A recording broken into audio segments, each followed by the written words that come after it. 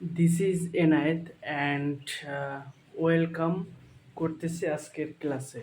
So আজকের class very salient YONO.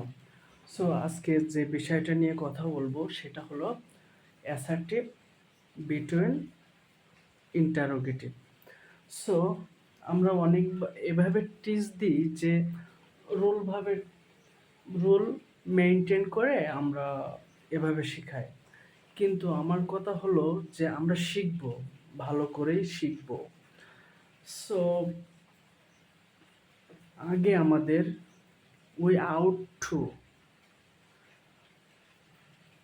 Sentence, interrogative sentence and assertive sentence এর structure আমরা মনে রাখব। যদি আমরা মনে রাখি তাহলে ডাজ নট প্রবলেম সলভ করতে। So at a glance, my audience, look at the blackboard. So, assertive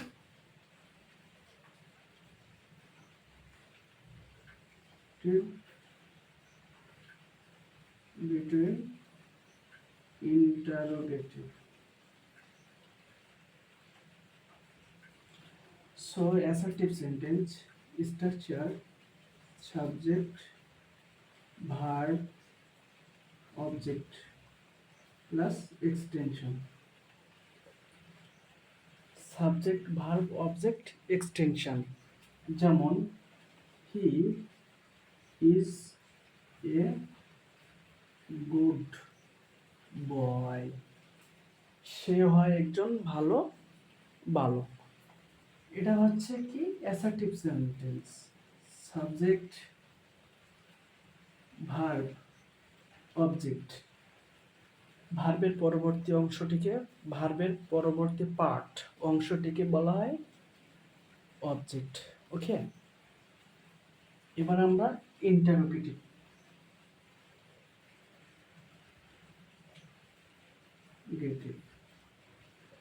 interrogative কি হয়?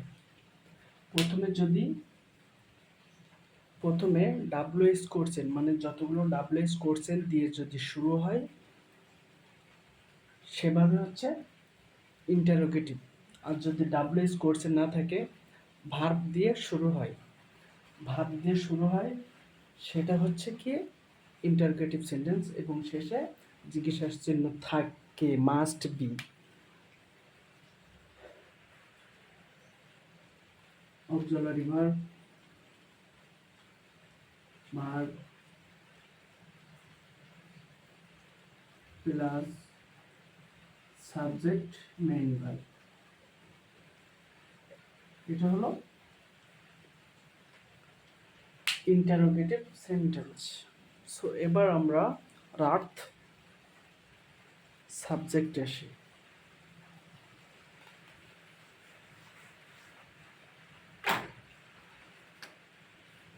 Interrogative assertive he is a player, সে হয় একজন প্লেয়ার। আমরা অ্যাসার্টিভ সেন্টেন্সে যদি টু বি ভার্ব দিয়ে যদি স্ট্রাকচারটা থাকে, তাহলে আমাদের কি করতে হবে? টু বি ভার্বটা কি করতে হবে? আমাদের নেগেটিভ করতে হবে। নেগেটিভ বলতে ইজের এখানে আমাদের ইজ নট করতে হবে, রাইট? প্রথমে আমরা ইন্টারগেটিভ স্ট্রাকচার কি জানি, যে প্রথম অক্সিলারি ভার্ব, তারপরে সাবজেক্ট, তারপরে মেইন ভার্ব, রাইট?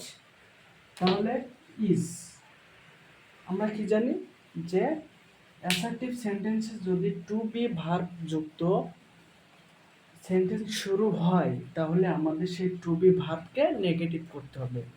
ইজকে আমরা কি করব? ইজ নট করব। ওকে, তাহলে কি হবে? ইজ নট সাবজেক্ট, কারণ ইন্টারগেটিভ সেন্টেন্সে সাবজেক্ট বসে। হি এ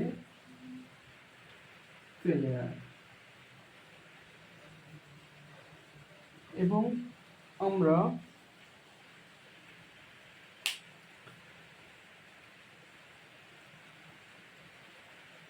আমরা কি করব, নেগেটিভ যুক্ত অ্যাসার্টিভ সেন্টেন্স থাকলে আমরা ইন্টারগেটিভ কিভাবে করব। নেগেটিভ মানে টু বি ভার্ব এরপর নেগেটিভ থাকলে কি করব আমরা, যেমন এই নেগেটিভটা উঠে যাবে, নেগেটিভ ওয়ার্ডটি উঠে যাবে, গিয়ে সেখানে বসবে, প্রথম কি বসবে আমরা জানি, ইন্টারোগেটিভ সেন্টেন্স শুরু হয় কি দিয়ে, ভার্ব দিয়ে। ওকে, সো আমরা ভার্ব বসাবো। He is not a good teacher, right. Interrogative sentence কি হবে, আমরা নেগেটিভটা তুলে দিব, ঠিক আছে, এখানে ইজ নট নেগেটিভ, তাহলে নেগেটিভটা তুলে দিয়ে আমাদের রুলে কি বলে যে অক্সিলারি ভার্বের প্রথম টু বি ভার্ব বসে, তারপরে সাবজেক্ট প্লাস বাকি অংশ। তাহলে আমরা কি বসাবো, ইজ বসাবো, তারপরে সাবজেক্ট বসাবো, a good player.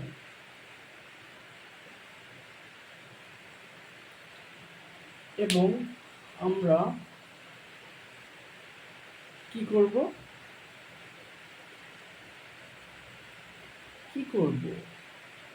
Third rule হলো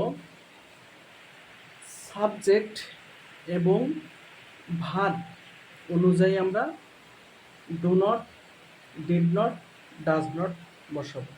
ওকে,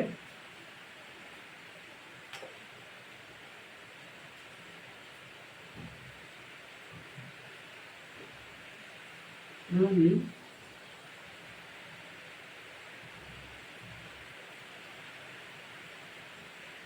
goes to college, রহিম কলেজে গিয়েছে বা যায়। ইন্টারোগেটিভ করতে কি হবে আমাদের, সাবজেক্ট এবং ভার্ব এই অনুযায়ী কি বসবে, do not, did not, does not. এখানে আমাদের সাবজেক্ট থার্ড পারসন, তাহলে আমরা কি বসাবো, ডাজ নট বসবে কিন্তু, ঠিক আছে, তাহলে আমরা কি বসাবো, ডাজ নট, তারপরে কি বসবে, সাবজেক্ট, কারণ প্রথমে আমরা টু বি ভার্ব দিয়ে শুরু করবো ইন্টারোগেটিভ সেন্টেন্স। এই মাইন্ডটা যদি আমরা সেট করতে পারি, অ্যাডজাস্ট ইওর ব্রেন, তাহলে এটা আমাদের অ্যান্সার করতে ডাজ নট ম্যাটার। কি হবে, রহিম, কারণ টু বি ভার্বের পরে কি হবে, সাবজেক্ট হবে রহিম। এবং এখানে যে ভার্বটা থাকবে সেটা হচ্ছে প্রেজেন্ট ফর্ম, তাহলে গোজ এর প্রেজেন্ট ফর্ম হলো গো, বাকি অংশ তো। ওকে, সো এবার আমরা কি করব,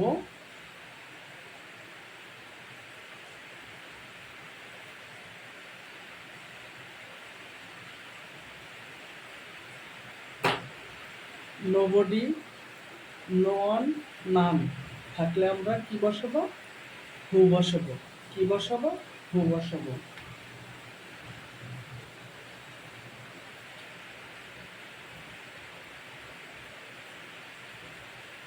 নোবডি,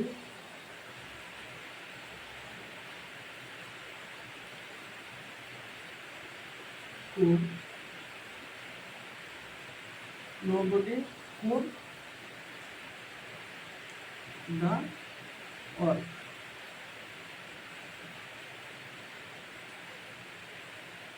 কেউ কাজটি পারবে না। ওকে, ইন্টারোগেটিভের ক্ষেত্রে কি হবে, যে টু বি ভার্ব মানে অক্সিলারি ভার্ব দিয়ে সেন্টেন্সটি শুরু হবে। যদি অক্সিলারি ভার্ব না দিয়েও আরেকটা স্ট্রাকচার দিয়ে শুরু হয়, সেটা হলো ডাব্লিউএস কোর্সেন দিয়ে শুরু হয়। সো নোবডি, নো ওয়ান, নান। এরপরে কি হবে, হু হবে। ইন্টারগেটিভের ক্ষেত্রে কি হবে, হু। ঠিক আছে, হু এরপরে বাকি অংশ। সো নোবডি এর পরে হু, নোবডি বসবে না, এটা হচ্ছে নেগেটিভ সেন্টেন্স। ওকে, বাকি অংশ হু, কুড, দ্য ওয়ান। সো আশা করি যদি ক্লাসটি ভালো লাগে তাহলে চ্যানেলটি সাবস্ক্রাইব করে দিবেন please. This is request for me.